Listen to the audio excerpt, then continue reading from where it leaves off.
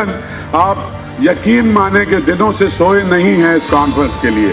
مسلمانوں کے لیے تو 2 عیدیں ہوتی ہیں اور کرسچنوں کے لیے 1 عید ہوتی ہے، لیکن اس شہر کراچی کے لیے اور سارے ادب و تہذیب سے محبت کرنے والوں کی سب سے بڑی عید عالمی اردو کانفرنس ہوتی ہے.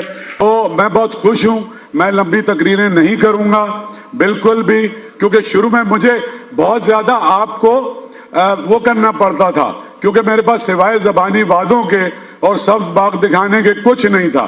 اب آپ سب کو پتہ ہے، لیکن یہ کہنے میں مجھے اعلان کرنا چاہیے کہ پیپلز پارٹی کی سندھ حکومت اور سردار یہ سائیں مراد Ali Shah when he was finance minister، تو جو آپ آرٹس کاؤنسل میں بلڈنگیں، اسٹوڈیوز، جوش ملی آبادی لائبریریز، گیلریز، اب 4 اکیڈمیز، 500 سے زیادہ بچے فری میں پڑھتے ہیں، یہ سارے کا کریڈٹ مجھے اور میری گورننگ باڈی کو تو ملتا ہے، لیکن اس کا کریڈٹ پیپلز پارٹی کی سندھ حکومت کو، خاص طور پر مراد علی شاہ کو جاتا.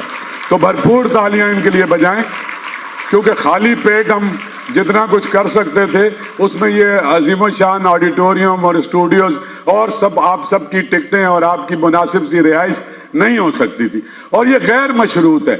آج تک سندھ حکومت نے مجھے نہیں کہا فلاں پروگرام نہیں کیجیے گا. یہاں پروگرام ہوتے ہیں جو ان کو کریٹیسائز کرتے ہیں.